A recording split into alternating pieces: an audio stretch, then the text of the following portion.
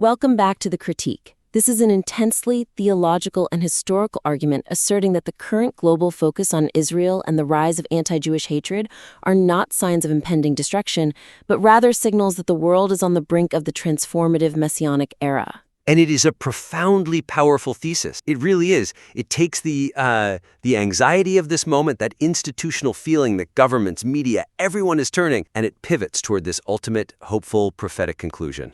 Absolutely.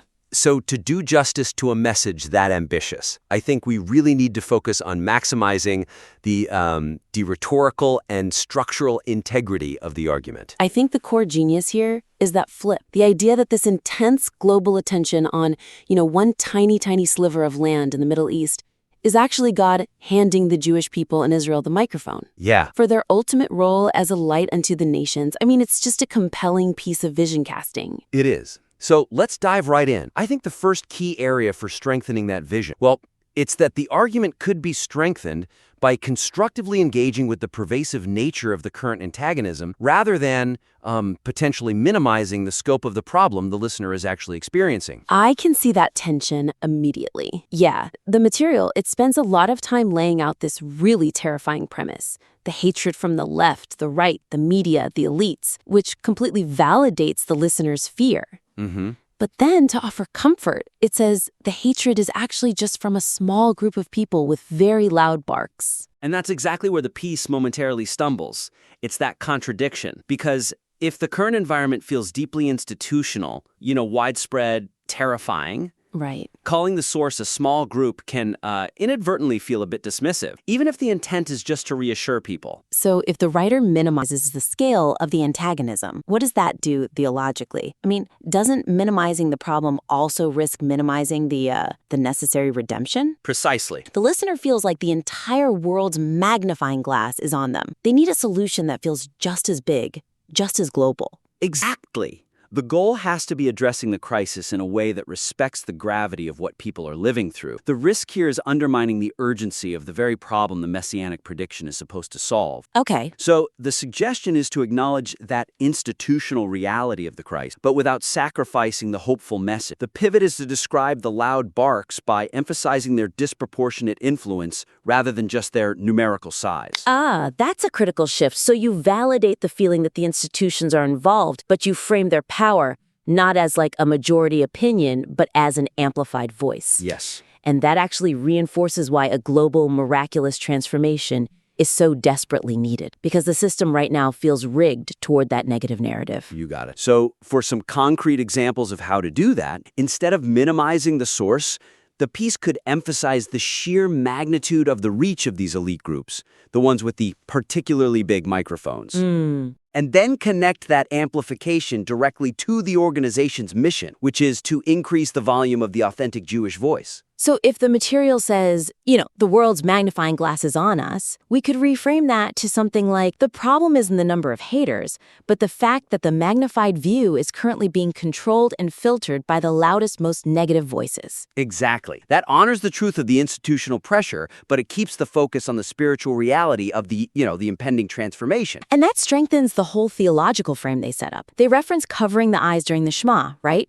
And they say we do it because the facts don't all look good. Yes, and this explains why the facts don't look good. It's because the widespread institutional antagonism, those negative facts, are so overwhelming. We are covering our eyes because we have to believe that institutional structure will be overcome by objective clarity and miraculous truth. That's the leap of faith. The mechanism needed to jump from the observable crisis to the prophetic hope. It's not a problem of numbers. It's a problem of influence. Right. And building on that, we have to look at the historical proof points they're using. We've established the immediate crisis needs to be framed institutionally, but does the mechanism of redemption they're proposing, does it actually hold up under the weight of a global prophecy? Okay, that brings us to the second big opportunity here, the persuasive power of the core thesis that rising hate signals global redemption. It relies on tightening the logical parallel between the present distress and those specific historical redemptive cycles. The argument leans really heavily on two analogies, both powerful: the Exodus from Egypt and the Purim story. Right, and in both cases, you have this clear moment of transformation right when things look their darkest. The sea splitting, Haman's downfall? Exact. Now, Can I just jump in? I hear your point on the structural logic, but this is highly theological content. It's meant to be inspirational. Isn't the emotional resonance of that thematic similarity, darkness before light, isn't that more impactful for the average listener than, mapping out a mechanical pattern? Oh, that resonance is absolutely the foundation, no question. But for a listener with deep expertise in the source material who's looking for robust proof that this moment is the moment, Ah, okay. the sheer scale of a global, ultimate Messianic era demands a stronger, more explicit mapping than just, it was bad then, it's bad now. The material says it will be the same here, but we need to show how it's... So the slight gap is that it moves from a national scale redemption, like Egypt or Purim, to a massive global transformation. And the bridge between them is built more on hope than on, say, structural necessity. Correct. So the suggestion for improvement is to really strengthen that connective tissue, to explicitly draw out the shared mechanism or the shared pattern across these different scales of redemption. We need to show, structurally, why this global antagonism isn't just a challenge, but a required precondition for the ultimate transformation. I love that distinction, moving the argument from it looked bad then, it looks bad now, to this is the required pattern that has to happen before the boom. Precisely. Let's just look at the Exodus narrative they use. The material notes that redemption always happens right after Pharaoh doubles down and makes their work harder. That detail is critical. So we should make a clearer case for how the current magnifying glass of the media and governments, that institutional antagonism we were just talking about, is today's version of the opposition doubling down. Yes. This escalation, this intensifying pressure from all sides, it actually confirms that the crisis fits the historical pattern perfectly, signaling that the climax is coming. It's a powerful mirror, isn't it? The more intense the pressure, the closer the shift. And when the material notes that redemption happens when things that look like it's going to be for the bad is actually going to end up being for the good, we can use the current geographic obsession with Israel as the ultimate historical precedent being fulfilled. So, a concrete example would be to explicitly detail how the demonic focus on this tiny, tiny sliver of land in the Middle East is the exact structural prerequisite for Israel to be exalted and respected and honored by the entire world. Right. The greater the focus on Israel as the source of global trouble, the greater the historical assurance that it's about to be seen as the global teacher, the global light. And that moves the argument from just a hopeful suggestion to a logical fulfillment of prophecy. We're not just hoping for a reversal. We're observing the final stage of the historical pattern unfolding right now. That's a crucial piece of rigor for the expert listener. That leads us perfectly into the final section then, the call to action. After establishing this incredible prophetic moment, the conclusion has to land with equal weight. It does, and that's the third point. To sustain the profound spiritual weight of this piece, the call for partnership has to be seamlessly integrated into the theological argument. It should position the organization's work as a core component of the messianic process, not just a jarring post. This is where we run into that classic mission-driven whiplash, right? The spiritual argument concludes so powerfully with the Jewish people becoming a global teacher, a light, a blessing, and then, boom, it immediately pivots to this sudden, lengthy fundraising appeal that's all about logistics, research, cameras, creativity, high-profile interviews. That abrupt shift, it momentarily undermines the magnitude of the redemption being discussed.